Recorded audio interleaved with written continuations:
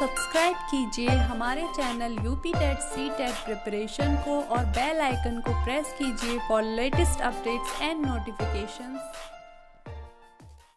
Hello friends, welcome to our YouTube channel UP TET C TET preparation. Friends, आज की इस video में हम बात करेंगे कि एग्ज़ाम में आप लोग ज़्यादा से ज़्यादा कैसे स्कोर कर सकते हो और एग्ज़ाम हॉल में बैठते समय आपको किन किन ज़रूरी बातों का विशेष ध्यान रखना है।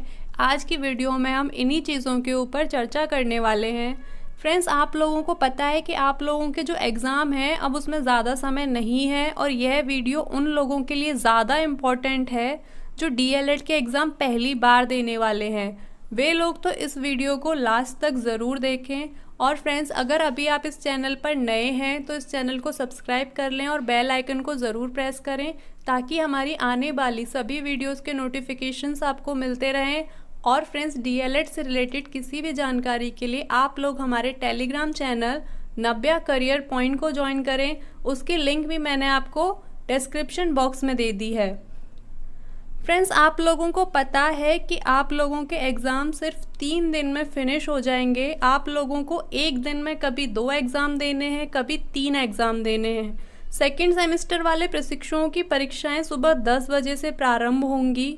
फ्रेंड्स, आप लोगों को अब जल्दी से 1 हफ्ते के अंदर सभी सब्जेक्ट्स को पढ़कर फिनिश कर लेना है। पहले आप उन सब्जेक्ट्स को जल्दी से रिवाइज कर लीजिए जो आपको अच्छे लगते हैं। साथ ही जो सब्जेक्ट्स आपको टफ लगते हैं उनको तो आपको डेली पढ़ना ही है। मोस्टली जो प्रशिक्षु होते हैं उनकी जो सेकंड सेमेस्टर में बैक लगती है वो सब्जेक्ट्स होते हैं इंग्लिश और मैथ, क्योंकि वो उसकी प्रैक्टिस नहीं करते हैं ठीक से। बट फ्रेंड्स, आप लोग घबराएं नहीं, बल्कि इन सब्जेक्ट्स को डेली टाइम दें ताकि एग्ज़ाम में कोई प्रॉब्लम ना हो। फ्रेंड्स, मैं आप लोगों को एग्ज़ाम की अच्छी तैयारी के लिए कुछ टिप्स बताना चाहती हूँ। तो जो मेरी सबसे पहली टिप है वो ये है आप लोगों के लिए कि आप लोग प्रीवियस ईयर के क्वेश्चन पेपर ज़रूर सॉल्व करें। इससे 2 चीज़ें होती हैं। पहली तो ये कि आप लोगों को एग्ज़ाम में क्वेश्चन किस तरीके के आते हैं आपको आइडिया लग जाता है। और दूसरी जो इससे अच्छी चीज़ होती है वो ये होती है कि आप लोग टाइम मैनेजमेंट करना सीख जाते हैं। क्योंकि कई बार ऐसा होता है कि आपको क्वेश्चंस के आंसर तो आते हैं लेकिन आप किसी क्वेश्चन पे ज़्यादा टाइम दे देते हो, इसकी वजह से लास्ट में आपके क्वेश्चन छूट जाते हैं। तो फ्रेंड्स, इस चीज़ का विशेष ध्यान रखें कि आप लोगों को एक भी क्वेश्चन छोड़कर नहीं आना है।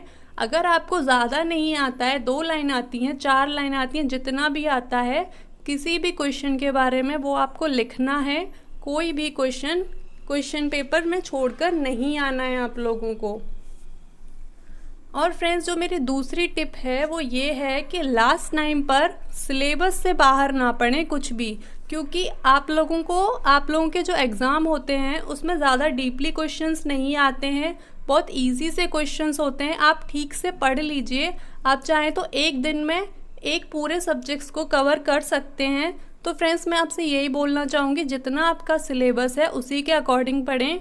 किसी भी टॉपिक के बारे में इस वक्त कुछ भी डीपली पढ़ने के बारे में ना सोचें।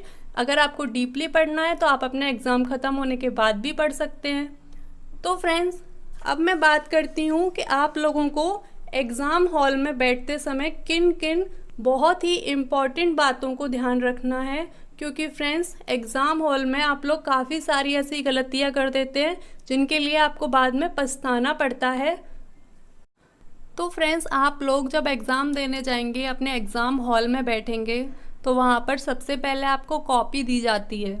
तो सबसे पहले आपके हाथ में कॉपी आते ही आपको ये चेक करना है कि आपकी जो कॉपी है वो ठीक से अटैच्ड है या नहीं है, ठीक से उसमें पिन लगा हुआ है या नहीं है। क्योंकि क्या होता है ना कि आप लोगों की जो कॉपियाँ होती हैं वो एक जिले से दूसरे जिले में बंडल बनकर जाती हैं। तो कई बार क्या होता है, अगर कोई पेज हल्का सा लगा होता है तो वो क्या होता है, उसमें से पेजेस बाहर निकल जाते हैं। वो निकल जाते हैं तो वो अलग हो जाते हैं। अब आपकी कॉपी जब एग्जामिनर के पास जाएगी तो वो क्या करेगा, जितने आप लोगों के क्वेश्चन हैं उस पेज में जो निकल गए वो निकल गए, जो रह गए उनके हिसाब से आपको मार्क्स मिल जाते हैं। तो इस चीज़ का विशेष ध्यान रखें कि कॉपी कहीं से कटी फटी ना हो और उसमें से पेज ना निकले हुए हों। इस चीज़ का आपको सबसे पहले ध्यान देना है। अब फ्रेंड्स दूसरी चीज़ है कि आप लोग जब एग्ज़ाम देंगे तो आपकी कॉपी में आपका रोल नंबर आपको अच्छे से भरना है, क्योंकि आप अच्छे से नहीं भरेंगे तो आपकी कॉपी मिसिंग में चली जाएगी, क्योंकि कोई भी रोल नंबर उससे मैच नहीं होगा तो आपके एग्ज़ाम देने का कोई फ़ायदा नहीं होने वाला। इसलिए रोल नंबर का काफ़ी विशेष ध्यान रखें, क्योंकि बच्चे जल्दी जल्दी में क्या करते हैं, रोल नंबर में गलती कर देते हैं। अब मेरी नेक्स्ट स्टेप है, जब एग्ज़ाम देने जाएं तो आपको 2 पेन लेकर जाना है, एक ब्लू पेन और एक ब्लैक पेन। स्केल, ये आपके जो भी इम्पॉर्टेंट चीज़ें हैं ये वो हैं। कई लोग क्या होते हैं, कॉपी को अट्रैक्टिव दिखाने के लिए कॉपी में रेड और ग्रीन पेन का भी यूज़ कर लेते हैं। तो मैं आपको बताना चाहती हूँ कि कॉपी में सिर्फ ब्लू और ब्लैक का यूज़ कर सकते हैं, इसके अलावा किसी भी पेन का यूज़ नहीं करना है। आप चाहें तो हेडिंग डालने के लिए ब्लैक स्केच पेन का यूज़ कर सकते हैं, लेकिन इसके अलावा किसी भी अदर कलर के पेन का यूज़ बिल्कुल भी नहीं करना है। अब फ्रेंड्स, कॉपी को लिखने से पहले पेज के दोनों तरफ आप लोग लाइन खींच लीजिए। इससे क्या होता है कि कॉपी थोड़ी अट्रैक्टिव दिखती है दोनों साइड। काफ़ी बच्चे करते हैं बस पेज मोड़ देते हैं, उसी से हो जाता है, लेकिन अगर आप लोग कॉपी में अच्छे से लाइन खींचेंगे तो कॉपी और अच्छी लगेगी। अब फ्रेंड्स, नेक्स्ट स्टेप है, जब आप प्रश्न संख्या लिखें तो लाइन के बीच में लिखें। आप लोगों को क्वेश्चन के आंसर देते समय जो मोस्टली जिस चीज़ का ध्यान रखना है वो ये है कि जैसे आपको क्वेश्चन दिए गए हैं, सबसे पहले आप बहुविकल्पीय प्रश्नों को सॉल्व करते हैं, तो आपको ब्लैक कलर के पेन से बहुविकल्पीय प्रश्न बिल्कुल मिड लाइन पे लिखना है। उसके बाद उसके नीचे जो भी आपकी प्रश्न संख्या है वो भी आपको मिड लाइन पे लिखनी है, और जिस किसी क्वेश्चन का आप लोग आंसर देने वाले हो उसके लिए आपको हेडिंग ज़रूर बनानी है। और फ्रेंड्स, क्वेश्चन का आंसर लिखते समय जब आप लघु उत्तरीय प्रश्न लिखते हैं तो क्या होता है कि बच्चे ज़्यादा लिखने के लिए कहानी के जैसा लिख देते हैं। तो फ्रेंड्स, अपनी कॉपी को और अट्रैक्टिव बनाने के लिए आप लोग क्या करेंगे, किसी भी क्वेश्चन को आंसर कहानी की तरह नहीं लिखना है, बल्कि छोटे छोटे पैराग्राफ्स में लिखिए। इससे क्या होगा, कॉपी अट्रैक्टिव लगेगी।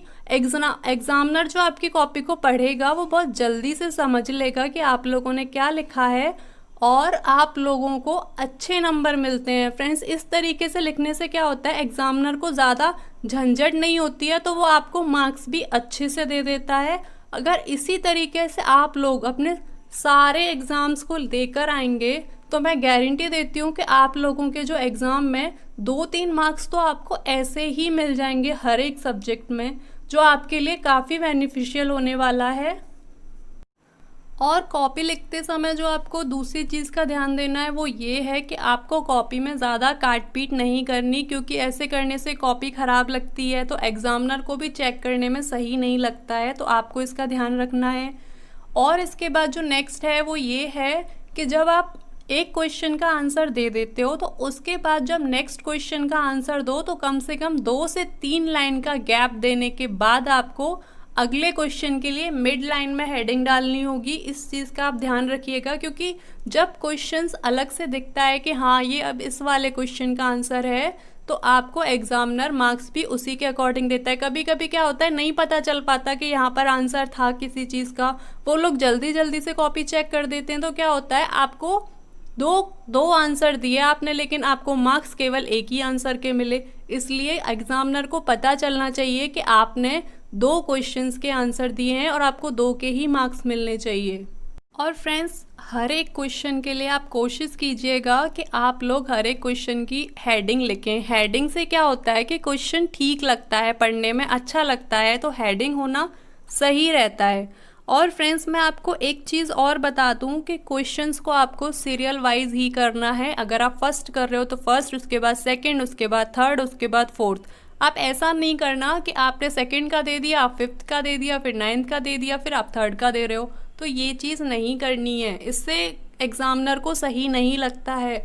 आप लोगों को अपनी कॉपी अच्छे तरीके से रिप्रेजेंट करनी है, ताकि एग्जामिनर देखते ही आपके अच्छे मार्क्स दे दे, और अपनी तरफ से वो 2-3 मार्क्स आपको ऐसे ही दे देगा अगर आप उस कॉपी को अच्छे से लिख कर आएंगे। सिंपल लिखिए मगर अच्छा लिखिए, हैंड राइटिंग का विशेष ध्यान रखिए, कोशिश कीजिए कि आप अच्छे से लिख पाएँ। कॉपी में कोई भी किसी भी तरीके की काट पीट आपको नहीं करनी है। और फ्रेंड्स, आप लोगों को जैसे कोई आंसर नहीं आता है तो काफ़ी सारे स्टूडेंट्स क्या करते हैं कि उसके लिए जगह छोड़ देते हैं और फिर लास्ट में टाइम नहीं बचता तो वो स्पेस वहीं पे ऐसा के ऐसा ही रह जाता है। तो आप लोगों को इसका ध्यान रखना है, आपको क्वेश्चन उसी टाइम पे लिखना है। अगर आपको नहीं आ रहा है तो थोड़ा कम लिख दीजिए, लेकिन उसके बारे में आपको लिखना है और ब्लैंक स्पेस नहीं देना है। तो फ्रेंड्स, आज की इस वीडियो में इतना ही। आई होप मैंने आपको जो भी टिप्स दिए हैं वो आप लोगों के लिए यूज़फुल हों। अगर आप लोगों को ये वीडियो पसंद आया हो तो अपने सभी फ्रेंड्स के साथ इस वीडियो को शेयर कर दीजिए। और फ्रेंड्स, अगर आपको ये वीडियो पसंद आया है तो आप इस वीडियो को लाइक करें और बेल आइकन को ज़रूर प्रेस करें ताकि हमारी आने वाली सभी वीडियोज़ के नोटिफिकेशंस आपको मिलते रहें। अब फ्रेंड्स, हम मिलते हैं नेक्स्ट वीडियो में।